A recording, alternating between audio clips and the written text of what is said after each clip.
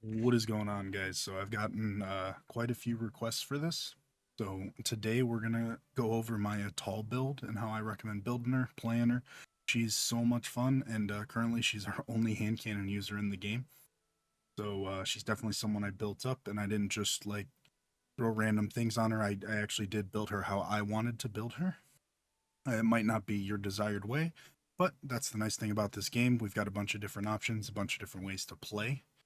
So I'm going to go over how I build her, what I recommend substat wise, artifact wise for the way I like to play her. You are more than welcome to emulate that. And I also encourage you to ask questions and give me your criticisms, your feedback on what you recommend because we're all learning and not it's while I'd like to be a one-stop shop, I don't know everything.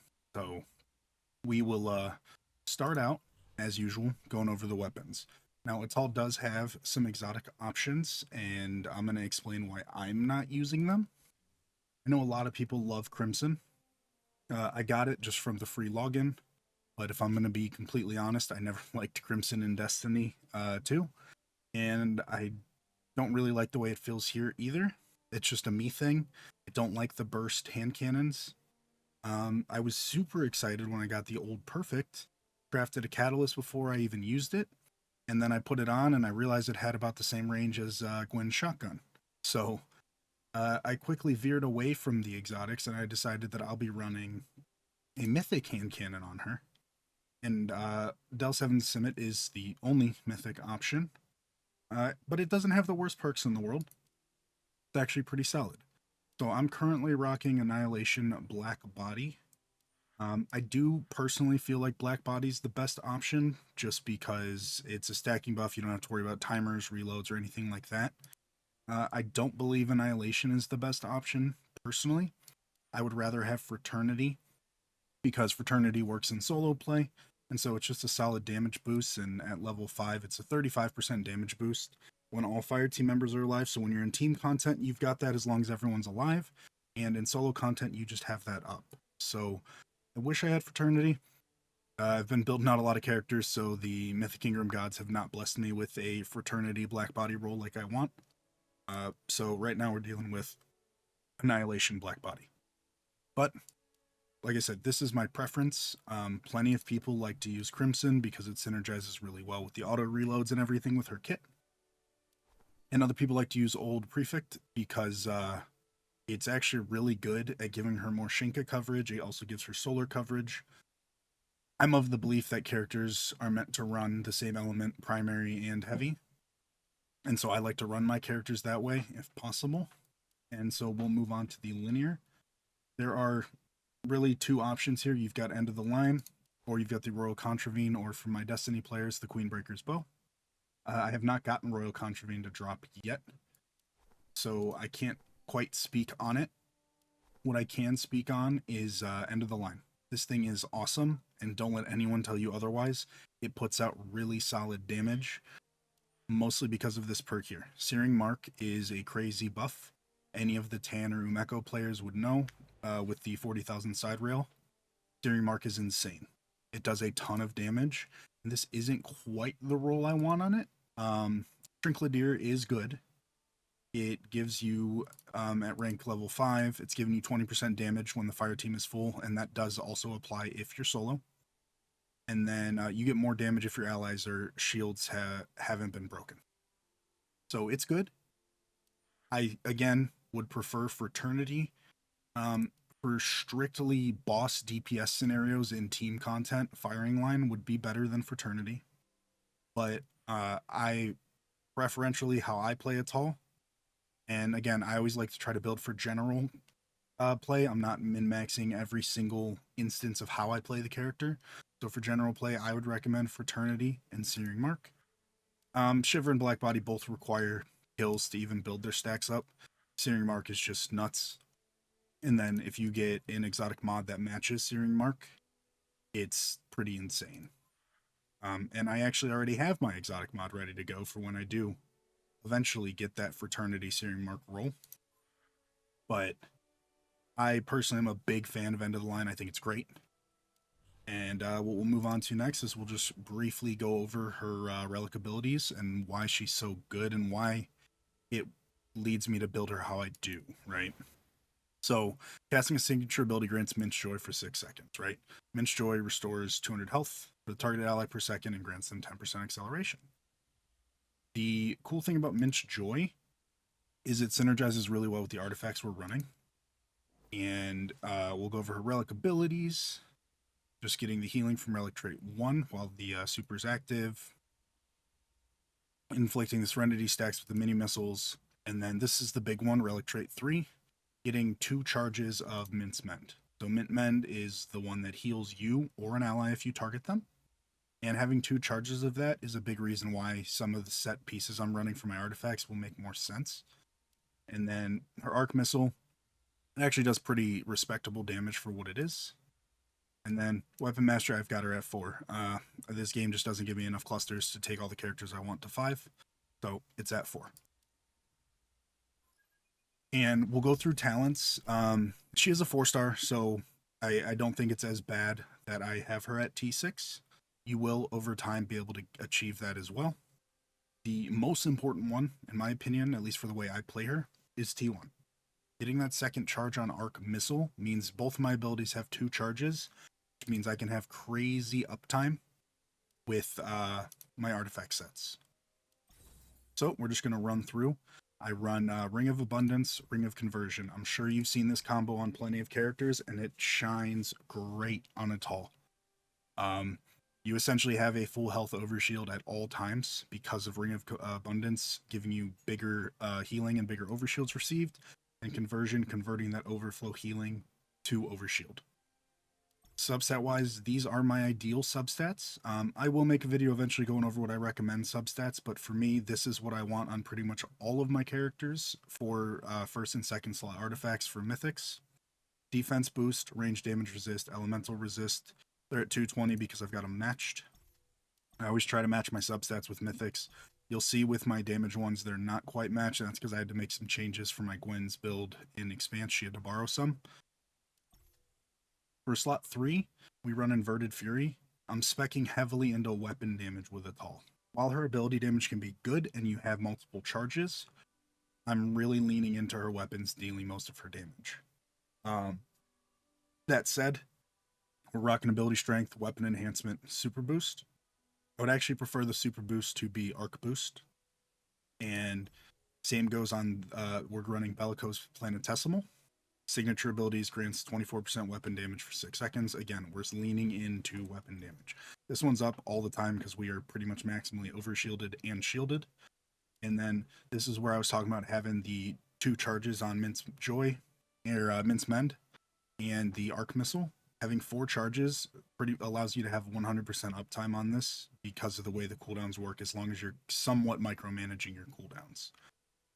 Same thing I said on here. I've got ability weapon and super. I would prefer ability weapon and arc on this one along with this one. But we've got what we got, and it still performs incredibly well, so I'm happy with it. And these are the pieces that I want for general play. Okay, if you're building her for maximal DPS, you would be looking at something like Hawkeye Token. Or in slot 3, be looking at something for like Calming Token.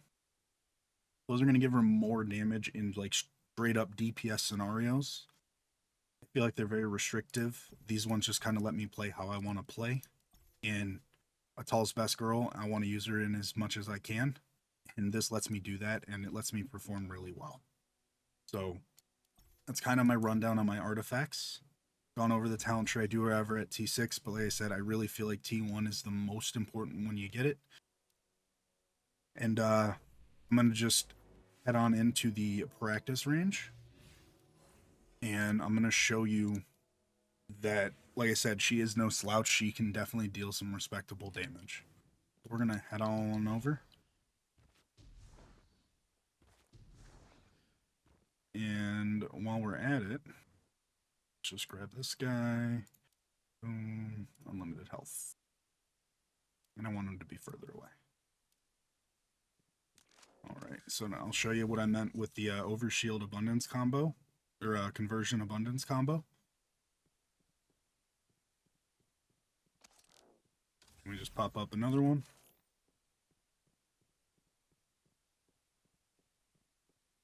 this allows us to have permanent uptime on overshields. And that goes for ourselves, and we also will be able to have it if you're in team scenarios, you'll be able to use a heal on a teammate and still maintain your uptime on your overshield. The other nice thing is I believe it has an 8-second cooldown. I'm going to double check just because I don't want to be incorrect again. 10-second cooldown. So we're on a 10-second cooldown. Arcness is on a 17.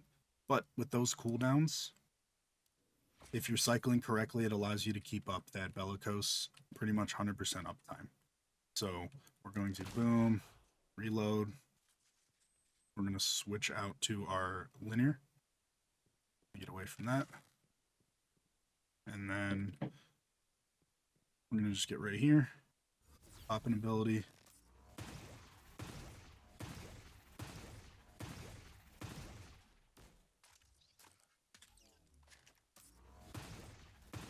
And if I could hit my shots. And so that was with bellicose not procced, with bellicose procced. So I'm going to reset that just to show you the difference of when I have my bellicose proc going and when I don't. I want to have my missiles.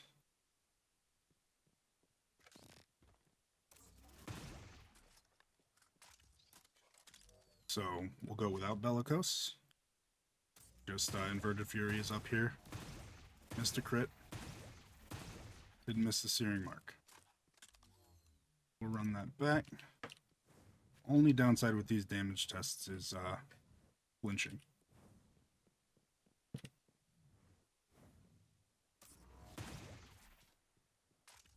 We're going to get real close.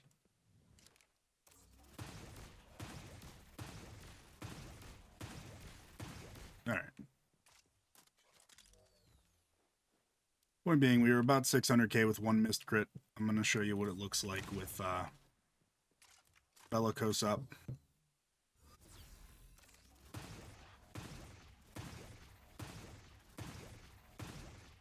And that was 600k without the missiles. Okay. So, let's get our missiles.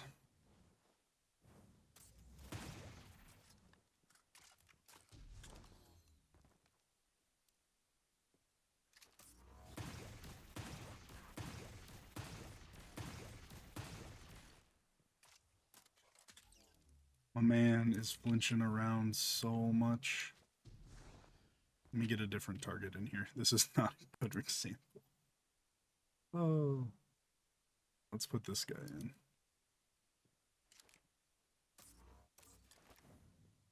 Maybe the captain won't flinch us. Actually, I would love it. Is there a way I can get a servitor that's not a Shinka? No. So. Shoot that. Reload for our missiles.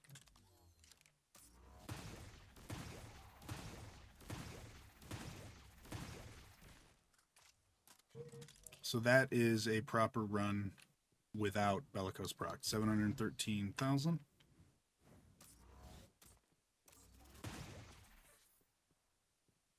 My captain is totally turned around now. So now we're going to set. We weren't reloaded. Oh, we're out of ammo.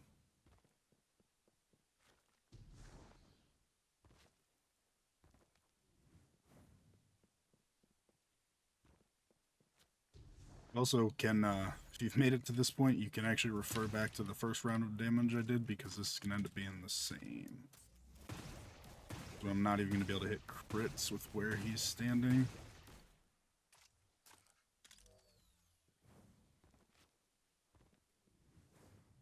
So, my point stands. I'm just really bad at hitting flinching targets. But in standard DPS scenarios, you're not going to have that flinch. So, the first one that I showed is why I prefer bellicose to anything else in slot 4. Just because it is a general modifier. The problem is just the missiles. The missiles cause a ton of flinch.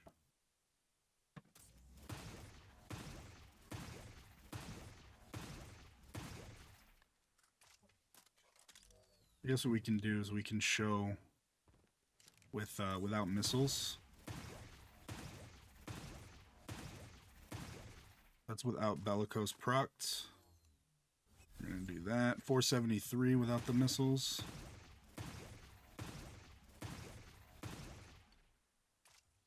1091, so that would have been roughly 150,000 more DPS or total damage. So like I said, Attal can put out the damage. It's just a little tough in this testing environment because of the enemies having flinch. If you made it this far, I'm sorry for the scuff damage test, but I do hope that you enjoyed. You liked how I have my Attal built, and please pop into the comments. Let me know what you're running on her. Let me know what you prefer. If you run exotics, if you don't, your artifacts are different. I'd love to kind of see what everyone else is running on their Attal. And otherwise, if you enjoyed or feel like I missed something or just want to hang out or chat, please drop a like. Don't hesitate to subscribe and stick around for more content. I greatly appreciate all the support I've gotten. We're very close to 500 subs, which is blowing me away personally. So I hope you guys all have a great week ahead and happy grinding.